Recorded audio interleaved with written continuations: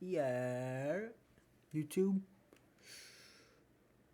Watching how the Stalker just became Japan's public enemy #1. Let's go.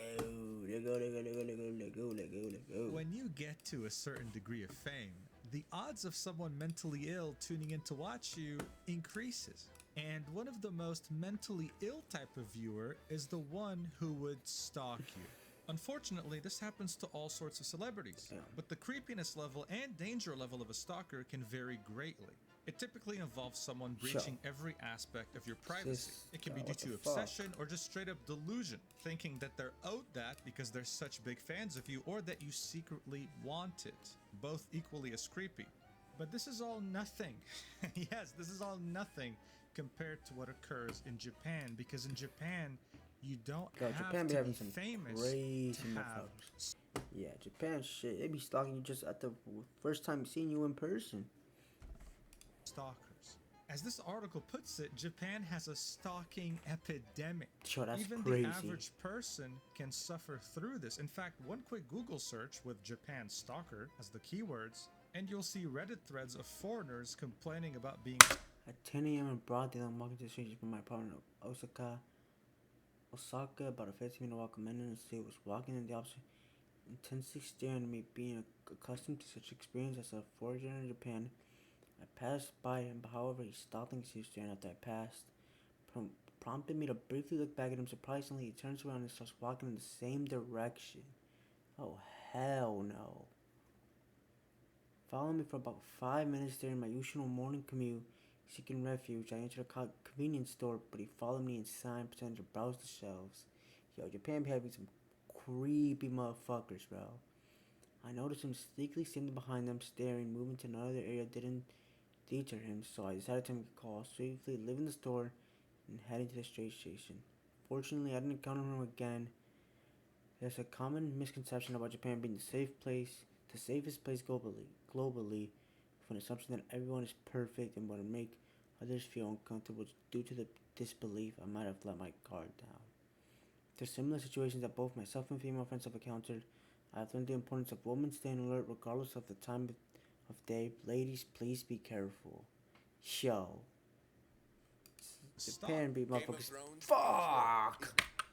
Japan motherfuckers be bugging, bro. Hell no. Many people in the comments can corroborate this. They agree. They've had their own experiences and they're talking about it. God damn, how many A few people been years stuck in back, there was Japan? this story about this normal, average foreigner, right? Not famous in any capacity, talking about her stalking experience.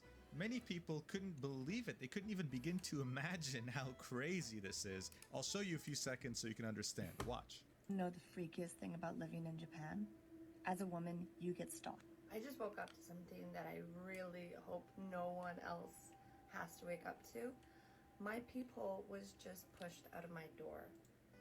Do you understand now? This is horrible. And again, Yo, not famous that in is any way. crazy. She's just a normal person living there, minding her own business. And yet, there's someone knocking down her peephole so that they can look through and see her private quarters, where she lives, where she should have privacy. This is what many people call the dark side of Japan, a side of Japan that no one really talks about, but it's very much there.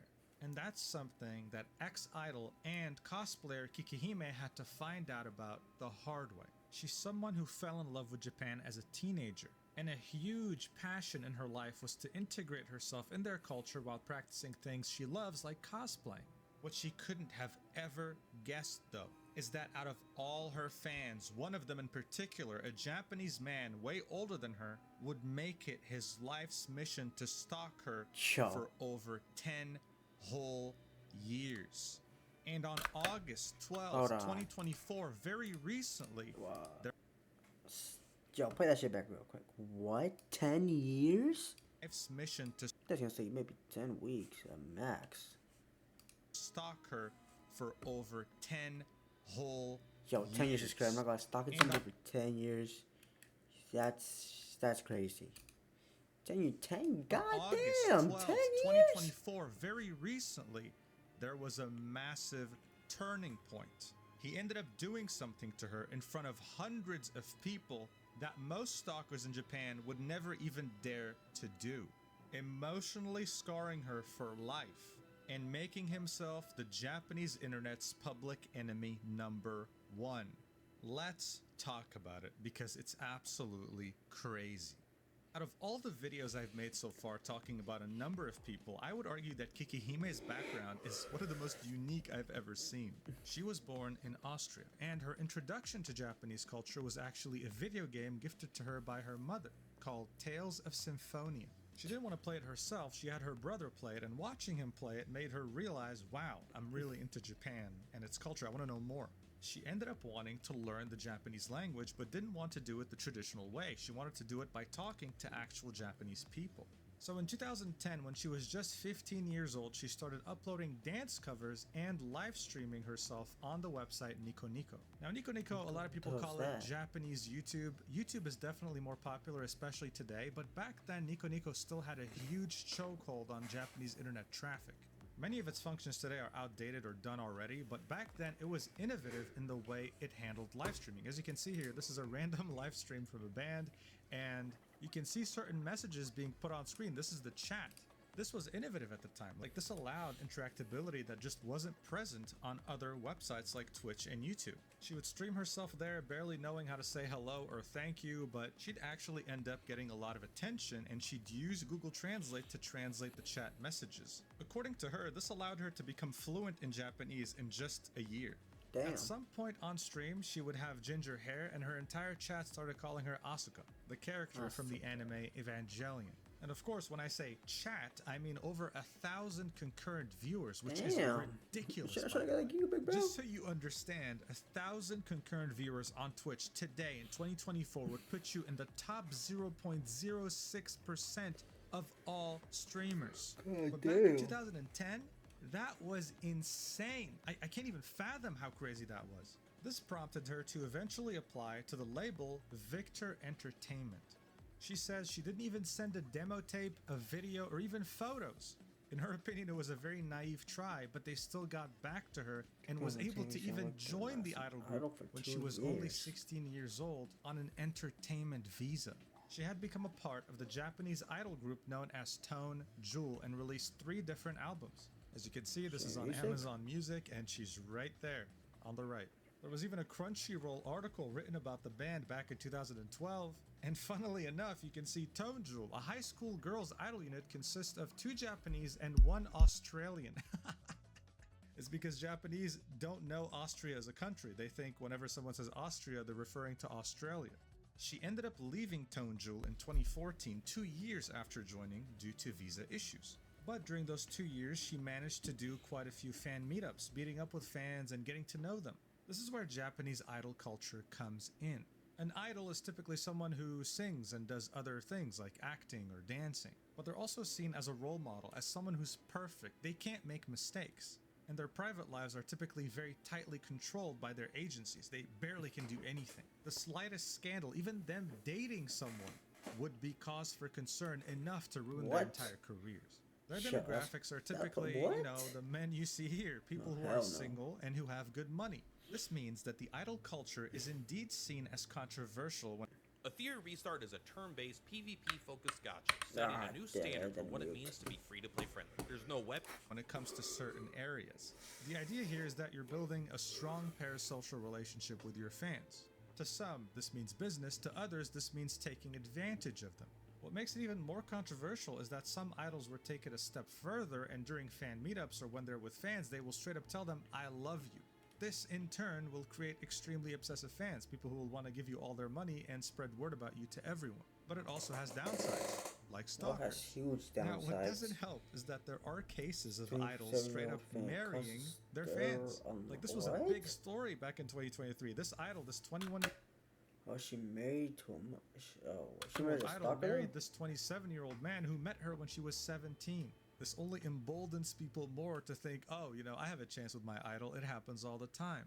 Now, Kikihime did not use any of these cheap tricks. When she would do fan meetups, she would never tell anyone that she loved them or would want to marry them. She was just very nice and cordial. But unfortunately, that's all it takes sometimes for someone to be obsessive about it. Yeah, She don't would take much typically for have these type of fan people. meetups with her friend, and there wouldn't be more than 10 people. They were fairly small. She had great experiences getting to meet these people, really appreciating the fact that they would go out of their way just to meet up with her. But there was one fan in particular, someone who seemed normal at first, but would end up tormenting her for the next 10 years of her life. This This crazy. guy.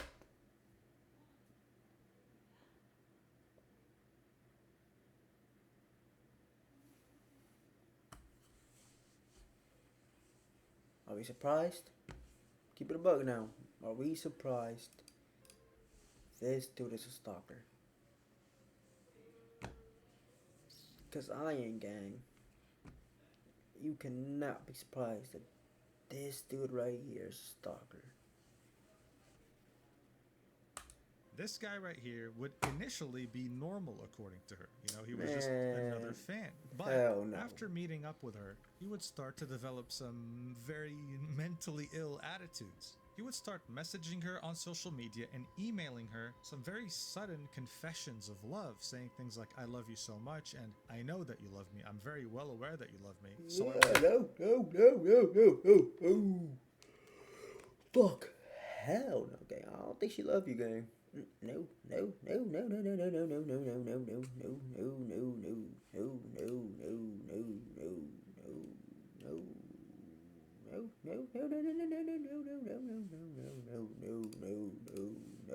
Meet up with you ASAP because I have some very urgent, important things to tell you. Now, at the time, of course, she was still trying to understand Japanese culture and the way to talk to people properly under certain situations. The girl was barely 18. This was very confusing to her, so she ignored it. She ended up going back home to Austria after leaving the idol group due to visa issues, but then eventually found her love of cosplaying and remembered the days where people would call her Asuka on live streams. This is when she'd make it a point to go back to Japan and participate in the cosplay culture there. But what was really unfortunate was that she could have never been able to predict or assess So what how happened? mentally ill her stalker truly was. There would be multiple instances that would my head leave looks a mark fucked on up her here. mentally for the rest of her life. The first one was 2 years after she had left the idol group. She was still under 20 years old according to her, and she wanted to go to Comiket.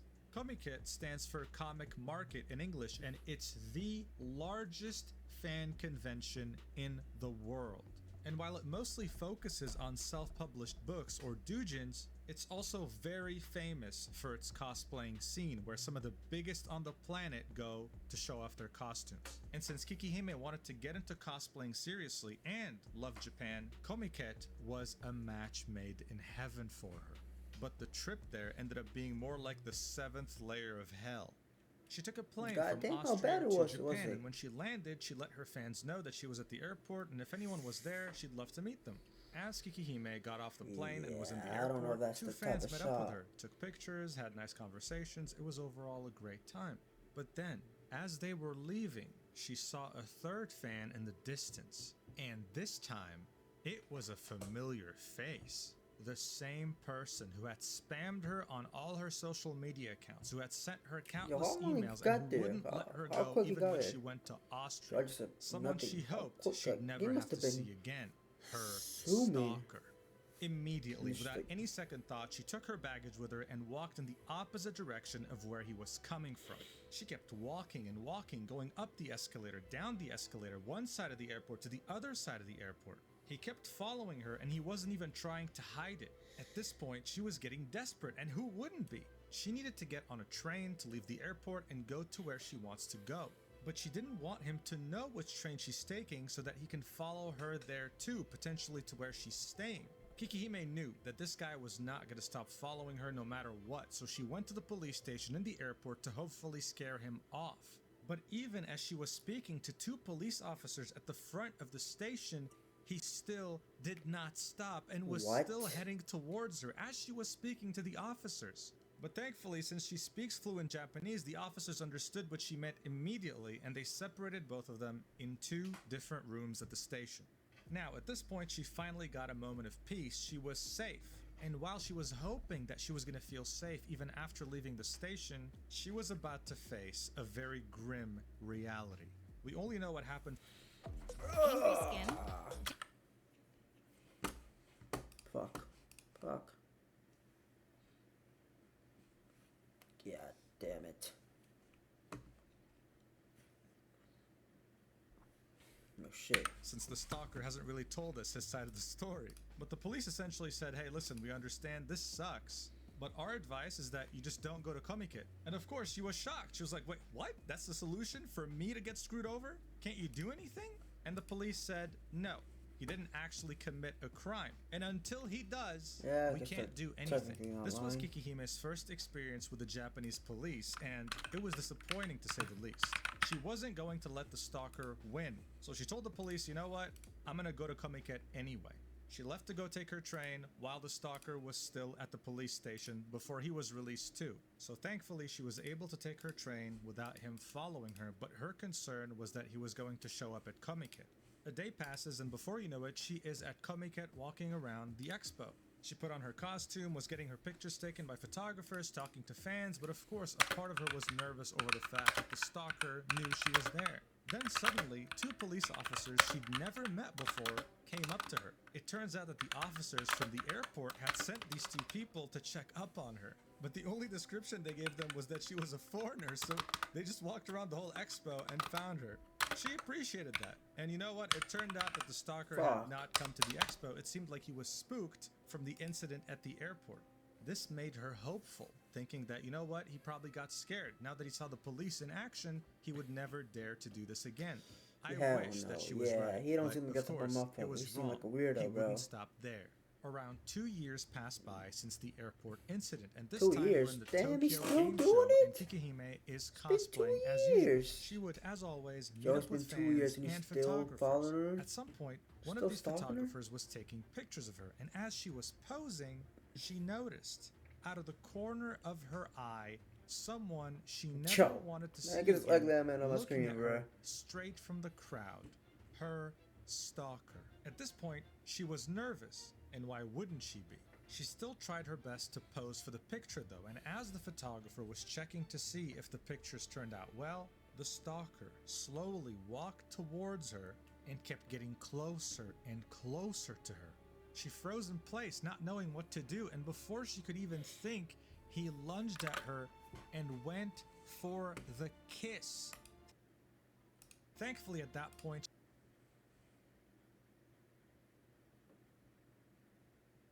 He did, yo. Huh? Hold on. and before she could even think, he lunged at her and went for the kiss. Oh, hell no. What does this say? I think of that Tokyo game show 2 years ago. So where a stalker of mine came up to me and tried to kiss me and continued to follow me wherever I went. Also in other events. Makes me feel real that there weren't any events during my stay that I could go to after all. Thankfully, at that point, she reacted very quickly, dodged it, and kicked him. Fuck out her. According to her, after the kick, her, he was dickhead. very shocked. He had a look on his shocked? face that confirmed pretty much to 100% He insisted on the fact that I must love him and be together with him and also stalk me. Got the police involved, basically so they can't do anything until he gets physical, so when it's too late, right? He seemed shocked. Oh yeah, he's gotta accuracy be. that he was fully expecting her to reciprocate. He genuinely Whoa, I'm about to be bugging. Yo, I'm bugging. I'm like, yo. thought, in his own delusions, that she was going to kiss Ah, him yeah, back. y'all ain't see that, The bro. kick left him so shocked that he ended up leaving her alone, thankfully. But she was still very marked. You know, at this point, when you see the same person over and over, when that person keeps sending you weird emails, even when you're in Austria, outside of Japan, when they're willing to wait for you at the airport, this starts to really play tricks on your mind. You know, you never trust anyone again. You never want to get out of your house. How could you blame her? It's This was rough. fucked up for The 4 year years. passes by, and we're now in 2020. The pandemic is in full swing. Kikihime had unfortunately moved to Japan during that year on a 1-year visa, hoping to do more cosplays and attend more events. But unfortunately, since it was the pandemic and lockdowns were in order, there were no cosplay events for a long time. She ended up going back to Austria without doing much. Until Summer Komikit 2024, the first event she can finally go to that is cosplay. There's no way this motherfucker comes back. After she literally... Yo, she kicked you, dog. She weaved your shit out. Weave. And then kicked you. Related. She was very excited because it's been a very long time since she even went to Japan to do this. She talked about it on Twitter, how she's about to go and is preparing for the very hot weather, and even teased the character she was going to cosplay. This was her in the event, and in this tweet she says, "Finished changing, I'll go die on rooftop now." Speaking of the rooftop at Comiket, this is one of the most iconic places to take pictures in cosplays. If you've watched any animes that relate to cosplaying, you have seen something similar to this. It gets crowded very quickly, and for Summer Comiket 2024, they had guidelines in place. They had designated many different zones separated by barriers that cosplayers could go into, take their pictures, and leave without blocking oncoming traffic. This is exactly what Kikihime would do. She would get on the rooftop in the morning before it got too crowded, took some pictures, and then went back down. At that point though, she was being contacted by many photographers and fans that she hadn't seen in a very long time, so the rooftop made the most sense to be on. So even though it was really hot, she made this tweet right here saying, "Little break, spent 2 hours on the roof, I go again maybe in 1 hour," letting everyone know that she'll be there. As you can see, this is her on the rooftop with a photographer taking pictures of her, and she has her little signature suitcase with a sign linking her socials. This is something that she's been doing. Game of Thrones King's Road is now available on both PC and mobile with Google Play Games. Doing for a long time. This is the queue of all the photographers, so as you can see, she is fairly popular. At this point, she was still not in the designated areas. She headed there next, and while she thought that the only concerns for the day are going to be her posing and the heat, she was dead wrong, as she ended up being extremely marked and confused, as well as the hundreds of people around her attending Comiket after witnessing what happened next. She went ahead and got into her designated area. As you can see, there's a barrier separating her from the rest of the crowd. A familiar man that had been haunting her for over 10 years showed up right behind her. She had just posed in this area. The photographer had just barely pulled out his camera ready to take the first picture. This is when her stalker would jump the barrier behind her. She felt this happen and thought to herself, wow, this person must be in a hurry if they had to jump the barrier like that, but she was too focused on posing for the camera. And then before she knew I mean, she can barely recall this, she was grabbed from the back, tightly squeezing. Ew, yo, oh my god, this is a loser. Oh my god. Ooh, you should kill her. Ooh, I ain't gonna say nothing, but you should. Yo, bro, what's wrong with this dude? Oh my god, he might actually be a little bit. Across her entire body, her stalker had effectively jumped on her. He is significantly bigger than her and had her completely trapped in his arms. What's even more creepy and disgusting about this picture is that you can see him clearly grinning, probably enjoying this. She was absolutely caught by surprise here and was screaming her lungs out. She said that she was screaming so loud that the people 200 meters away from her could hear her. This was her worst fear come true. According to her, it felt like an eternity, but he ended up holding her maybe for around a full 10 seconds. Eyewitnesses around her report that they were also very confused, thinking, wait, is this a friend of hers? Like, what's going on? But after those 10 seconds had passed, they understood. Oh no, like she's screaming her lungs out. This is...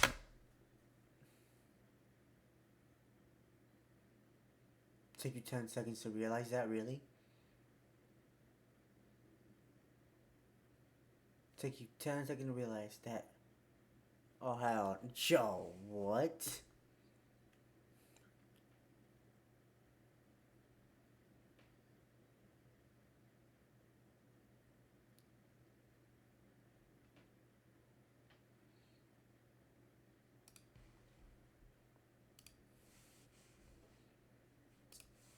Hell no. They attempted to wrestle him off of her, right? He was holding her so tight, multiple people had to wrestle him off of her because he wouldn't let go. And at that point, she was hyperventilating, tearing up, crying. She was practically having a panic attack. This is a recording of the aftermath. After he had groped her the way he did, This is what happens. Watch, then I'll explain. It's gotta be assault, right? Yo, this motherfucker that came from behind and grabbed it. Like, yo, what is wrong with this dude?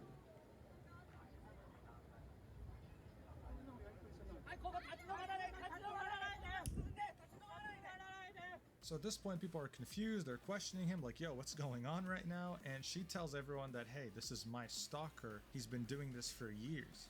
And this guy has the gall to act shocked. He says things like, but I've been emailing you. I've been sending you messages all the time. I'm just a very big fan. We know each other. Making himself out to be innocent, like he's shocked that she would react this way. People could tell things were getting serious, so they cleared up the area at the end there. That's what happened. After this incident, Kikihime ended up tweeting this, saying, by the way, I'm done for the day with photos. Thanks for coming.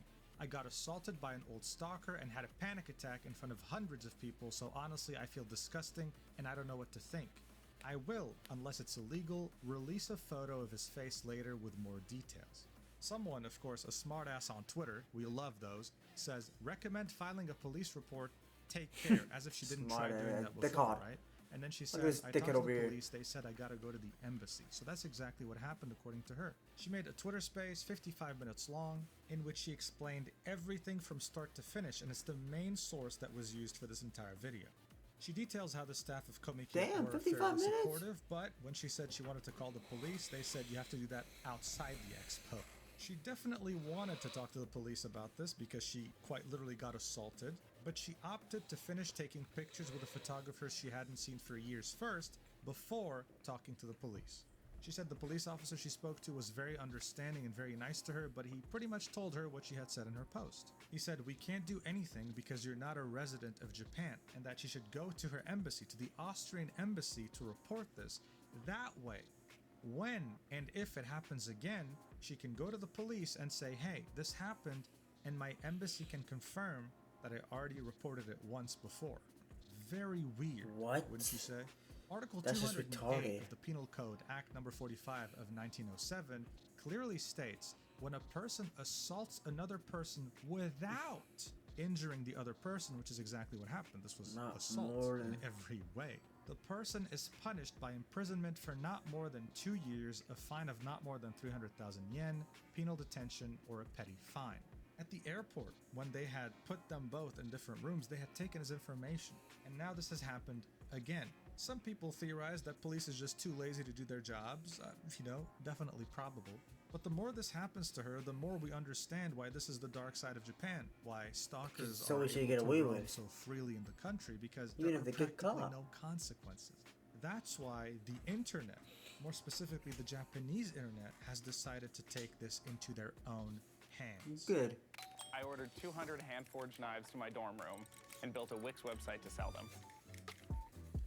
I'm Noah Rosen, founder and owner of Forged to Table Knives. Starting as a dishwasher and working my way up through... Now, I don't know how, but they found the stalker's Twitter profile on the same day. His original Twitter account was Phoenix Rick, but it doesn't exist anymore because he changed his name immediately to Rick Phoenix, as if that's going to change anything. He also privated his account. People are on to him, and they want to dispense their own sense of justice since the police doesn't want to do a single thing. They even found his alt account called Mirror Rick. They're finding everything about this guy. This post right here found out more about him, saying, according to a certain source, the stalker of Kikihime at Komiket, or rather the person who sexually assaulted Kikihime, was a man known as Rick, who was famous for making appearances in dark baseball, dark walking, and other events, then running away without paying. And as you can see, he's right here with a different haircut. So overall, a great productive member of society, as you might guess from an obsessive stalker like this.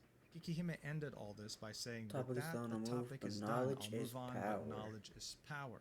But she still tweeted the next day that she felt very dead inside, mentioning how her cat sitters sent her a video of her cats and that she misses them so dearly, wanting to go back home just to see them. And was asked by a fan, hey, would it be possible to make an emergency trip back home even for a day or two? And then she said, absolutely not, sadly, just hoping the days go by fast. So this not only ruined her day at Komiket, but might have just ruined her entire Japan trip.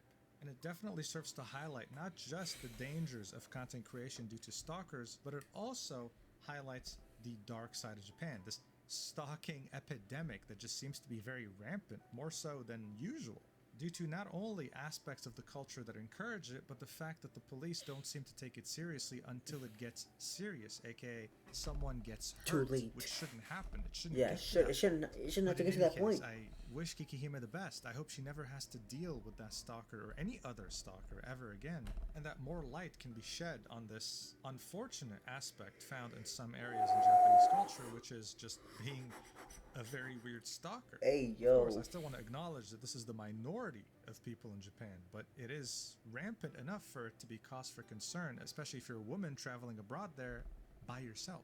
Thank you so much for watching this video. I hope you liked it, and please stay safe out there, okay? Love you so much, and I'll see you in the next video. Mwah.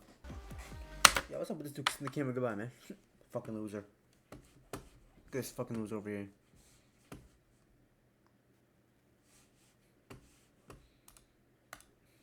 The vid, man.